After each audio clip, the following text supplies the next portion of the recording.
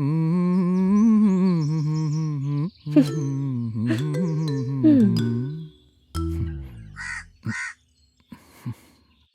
മോളെ, ഈ പെരുന്നാൾ തലേന്നിങ്ങനെ മൈലാഞ്ചി അരപ്പിക്കാനാണോ ഇല്ലാത്ത ലീവ് എടുത്ത് ആളും എനക്കമില്ലാത്ത നിന്റെ തറവാട്ടിലേക്ക് എന്നെ കൊണ്ടുവന്നത്?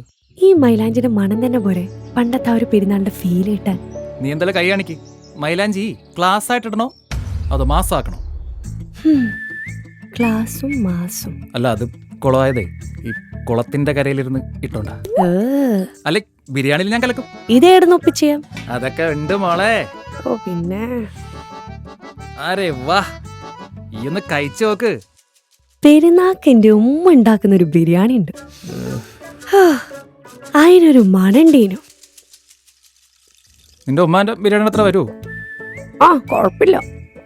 എന്നാ നീ കഴിക്കണ്ട കേട്ടാ. അല്ല വേണ്ട, ഞാൻ കഴിച്ചോളാം. പൈസ എന്തെങ്കിലും ഉണ്ടോ കയ്യില്? ജിപേ ചെയ്താ മതിയോ?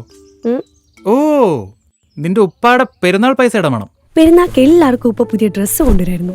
അത് ഇടുമ്പോ ഉണ്ടായിരുന്ന ഒരു എക്സൈറ്റ്മെന്റ് ഉണ്ടായിരുന്നു മോനെ. എന്റെ ഒപ്പം പിന്നെ എനിക്ക് ബോംബാണല്ലോ കൊണ്ടുവന്നുണ്ട്.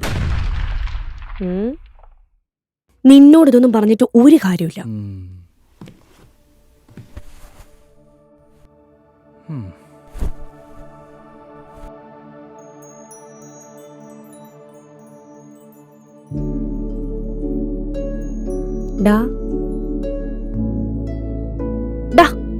എന്താടി? പണ്ട് ചെറുപ്പത്തില് ഞങ്ങള് കുട്ടികള് പുതിയ ഡ്രസ്സ് ഇട്ട് വരുമ്പോ ഉപ്പ ഈ അത്തറ് പഞ്ഞിയിലാക്കിയിട്ട് ഞങ്ങള് ഡ്രസ്സിൽ തേച്ചു തരുമായിരുന്നു. ഈ അത്തറിന്റെ മണമാണ് പെരുന്നാളിന്റെ ഏറ്റവും രസമുള്ള മണം.